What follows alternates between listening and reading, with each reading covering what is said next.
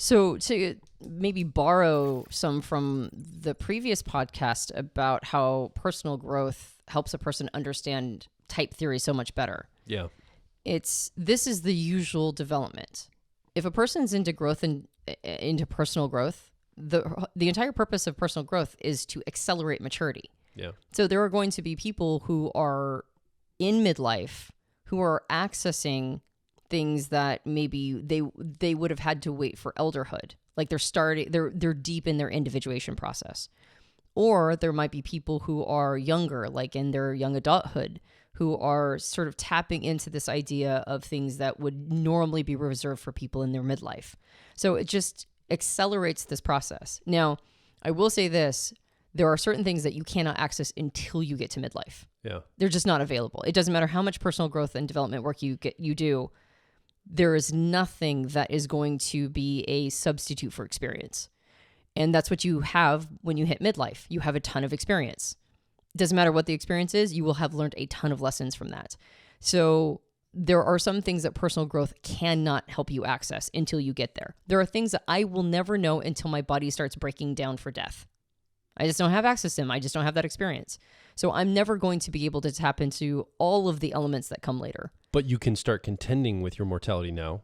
Right. Like you can start the process of like working and going, okay, I am going to die someday, and not just pushing that into a future date. Mm-hmm. Bring that forward. That will mature you as a person. You got it. Yeah, exactly. And so to route this back to this concept of type, so there are certain things that come online. And I know that this podcast has gone a little long, but but I do want to kind of wrap it up with this idea of how type gets woven into all of this. There are some cognitive capacities that start to come online at certain time periods. And it's not just that they come online, but it is, again, the relationship of them coming online with the environment and the lessons they take when they get that feedback.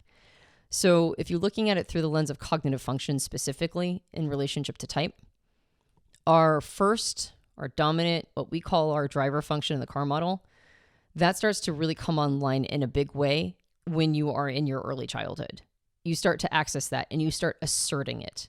And the environment's response to the assertion of your first function is going to inform a ton around how that function shows up for you until you do rewiring or reprogramming later. All right. So you can see that because there's a lot of people who later in life have, say, permission issues around just being themselves. I don't feel like I have permission to be myself. That was a lot of stuff that was imprinted in early childhood around how they're showing up with that first function. The second function has traditionally been said to start coming online in adolescence. But the challenge with that second function is that it just naturally has what Dr. John Beebe would call a parent energy. So we start to explore that second function. It becomes alive for us, but we're mostly thinking about it in terms of making an impact, right? Isn't it that second time period that it's toward adolescent, a little bit before that is when industry starts to come in and achievements. So oftentimes we're using it in an achievement way, but then we're also using it in relationship way and friendship and intimacy and that sort of thing. We're mostly using it to interface with others. That third function, which has always been there, it has the energy of a child. So it's actually, in some ways, sometimes more dominant. It's a 10-year-old tertiary function. Right, the 10-year-old or tertiary function. Sometimes it's more obvious in childhood and adolescence because it already has the energy of a child, right? It's the eternal child part of us. Whereas that second function is more of a parent energy. So even though it comes online and we start to explore it, that relationship between that second and third function is usually not very sophisticated. Right? It's not really, we're not really owning all of those parts of ourselves. We're sort of captured by them and playing them out in response to our environment. And once again, our environment is going to inform our opinion of how they should show up. So if we start showing up with that second function and everybody calls us a know-it-all, like ETPs get, or sometimes ITJs, right? Our thinking functions are second function, and people are like, you're just being a know-it-all. We'll go, okay, I guess this is unacceptable. Yeah. Even though my thinking function is my parent function and I am instinctively using it in behalf of other people, apparently I'm too young to use it in this capacity to get positive feedback. So now I'm going to retreat, right? Well, that's a pretty sophisticated thing to say. Apparently I'm too young to, I think the interpretation would be, oh, this is bad and wrong. I should just push it away altogether. You got it, right? Yeah, absolutely. So then it's like this complicated relationship with the feeling function for these types. And then there would be a version of this for basically every iteration, right? Was it acceptable to the environment, or was it punished by the environment? What did it tell me about my ability to have relationships and build intimacy? Is it something that other people are going to reject, or is it something that is going to be acceptable? Okay, all of this alters how we're going to develop as people of certain personality types. Then when we get to early adulthood, now we get into the slipstream of life and the demands of life, and what career did we choose? And now that tertiary, that 10-year-old function, that eternal child function really starts to come online in a way where we're leveraging it to try to get approval for our life choices, right? And it's like, I'm now choosing a career. I'm proving to everybody that I'm good at this. And we have an opportunity during this time period to grow our second function, our auxiliary or co-pilot, in a way where we start to self-parent with it. And that's really where personal growth turns the relationship of our type completely around. That's how you turn the franchise around, is you start self-parenting with that second function, which is why we at Personality Hacker always say that the co-pilot is the leverage point. So these are all things that are available to us, but depending upon how the choices we make, whether or not we instinctively understand this, there are a ton of people who have made the right choices. They have made choices that are very healthy for them, and people who made choices that are not healthy for them, being completely ignorant of type at all. It's just a thing that's starting to happen inside of us.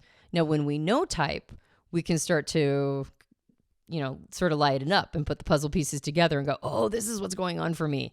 And that's a major leg up, because now you can be conscious around it and make conscious choices around it. But it's happening inside of us whether or not we're aware of it.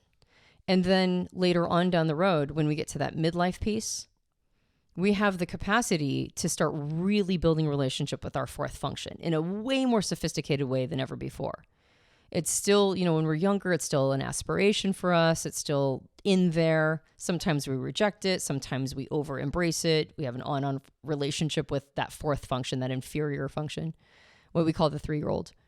But in our midlife, because we have more access to the shadow, there are a lot of Jungian analysts that say that the fourth function is the beginning of the shadow. That's the first place it is. And so that's the beginning of our work, is to really integrate that part of who we are. And we have an opportunity to do that. If we don't, though, if we don't start to grow that piece of us, then by later adulthood, elderhood, our shadow might have actually started to eclipse our third function, sometimes our second function. It can get really bad. Our one-sidedness can be 100%. We might even have our first function in our shadow, right? That's how bad it can get.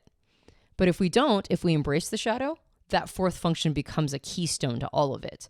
And then that's our access point to other parts of who we are. So type development, personal growth, accelerating maturity, making sure that we're on path, whether it's happening consciously or, without us being aware, all of these things massively influence how we as an individual are going to show up as a unique expression of our type.